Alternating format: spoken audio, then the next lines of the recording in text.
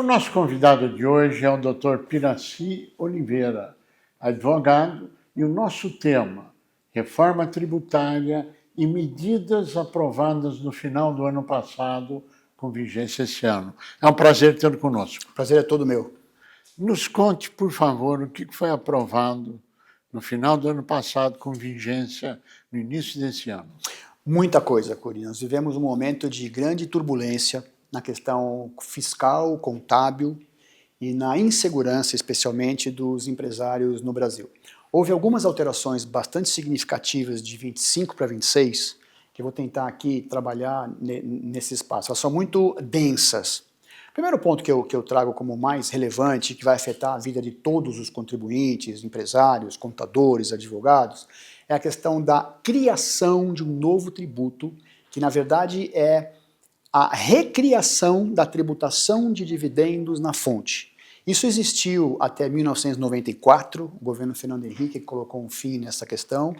Eu vivi isso, eu tive a oportunidade de viver isso em 94, então o que eu vou dizer aqui para você é uma experiência que eu estou revivendo lá da década de 90. O que acontece? Até então, nos últimos 30 anos, a distribuição de dividendos no Brasil, desde que ela fosse baseada na contabilidade, levantada com os princípios de contabilidade geralmente aceitos, ela era isenta na distribuição aos sócios. Então você não tinha uma grande relevância para nominar, para adjetivar aquilo que o sócio recebia. Então, um exemplo clássico disso.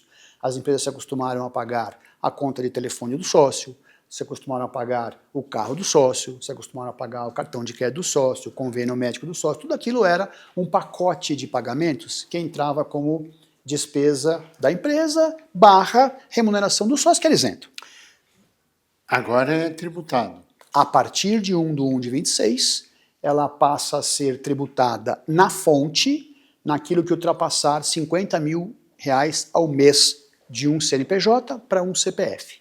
Então isso significa dizer o seguinte, uma indústria, uma empresa qualquer, quando retribuir ao sócio, pagar ao sócio a partir de 1/1/2026, mais do que R$50 mil, fica obrigada a reter na fonte 10%, e fazer com que essa operação seja tributada na fonte e depois vai ser objeto de um ajuste na declaração de abril do ano seguinte. A questão... Um ano depois. Um ano depois, 1 ano e 4 meses depois, se a gente contar de janeiro. O grande problema é o que está por trás disso, é o invisível disso, e aí é aquilo que eu costumo dizer sempre, né? Eu que vivi isso sei da dificuldade. E quais são? Então, vamos lá. Existe uma regra, um decreto-lei, de 1977, que estabelece as regras do que se chamava na época DDL, distribuição disfarçada de lucro. Então, se a gente tomar a questão da tributação, o empresário mais desavisado, o empresário mais moderno pode achar o seguinte, bom, se eu receber da empresa R$49 mil no mês, eu não tenho os 10%. Né? É um entendimento a priori assim mais míope que se faz, mas não deixa de ser correto. A questão é essa. Não houve debate, eu não vi o governo explicando, eu não vi a Receita Federal explicando, eu não vi resposta à consulta, eu não vi nada que trata do que é o DDL. E eu vou te trazer aqui uns exemplos muito legais. Por favor. Vamos lá.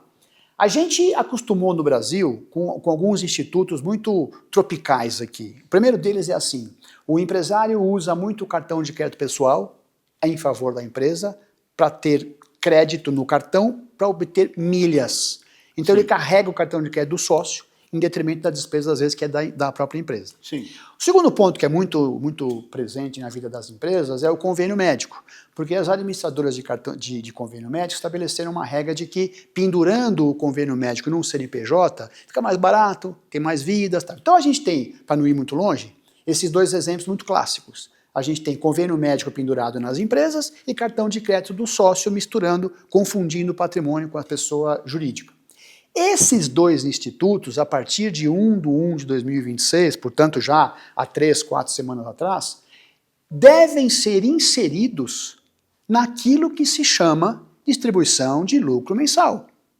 Então no dia 31 de janeiro de 2026, as empresas deverão fazer um levantamento do que foi pago ao sócio em janeiro, terminou o ano, mês 31 de janeiro. No dia 2 de fevereiro, a contabilidade tem que fazer um levantamento do que foi pago ao sócio efetivamente, mais do que isso, olhar a contabilidade da empresa, olhar ali o DRE da empresa, identificar cada lançamento que foi efetuado a crédito do sócio ou administrador.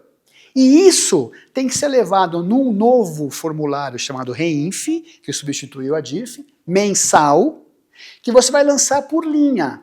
Convênio médico pago ao sócio João. Escola do filho pago ao sócio João. Todas as despesas, as rubricas que estiverem na DRE, que não sejam da empresa, sejam da pessoa física, tem que lançar ali. No dia 15 de fevereiro você entrega a declaração e este imposto tem que ser pago no dia 20 de fevereiro, 20 dias depois de fechar o mês. Sim. Então não é só o PIX, é o benefício indireto. E ninguém está falando disso.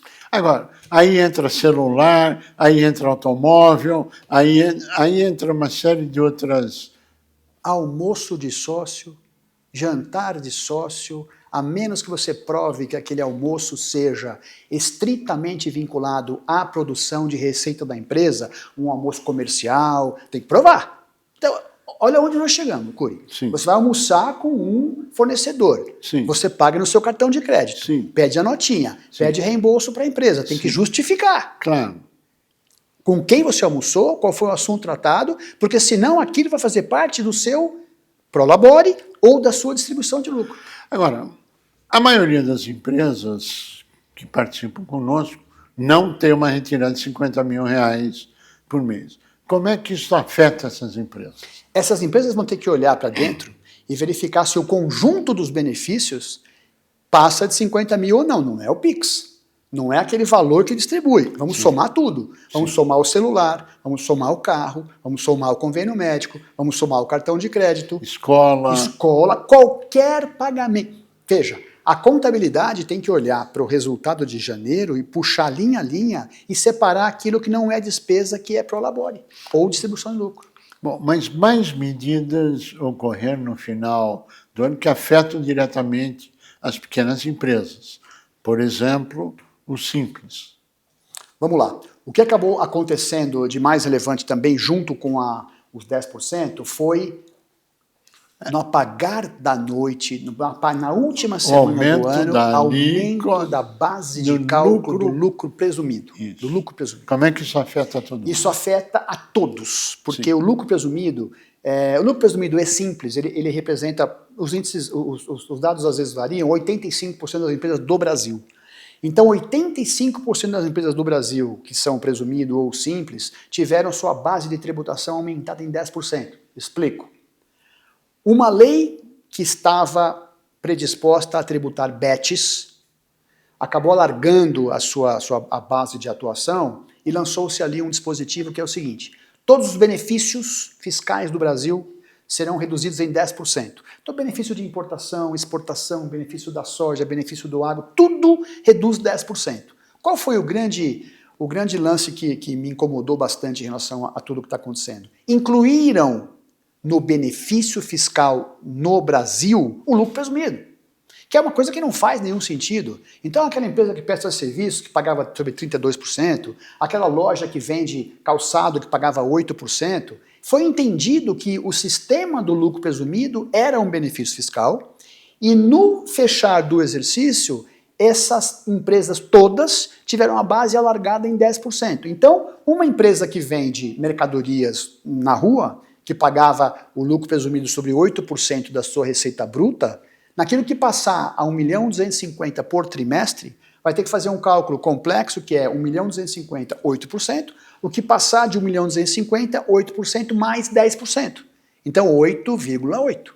Então, aumentou demais a base de contribuição do imposto de renda e da contribuição social para todas as empresas do lucro presumido. Isso no fechar do ano, sem nenhum debate. E o cálculo, os escritórios de contabilidade estão preparados para fazer todo esse trabalho? Absolutamente. Absolutamente. Agora, nós temos ouvido aqui que existem obrigações na nota fiscal que até agora não saiu a regulamentação ou ela não foi aprovada. É isso mesmo? Aí vamos lá.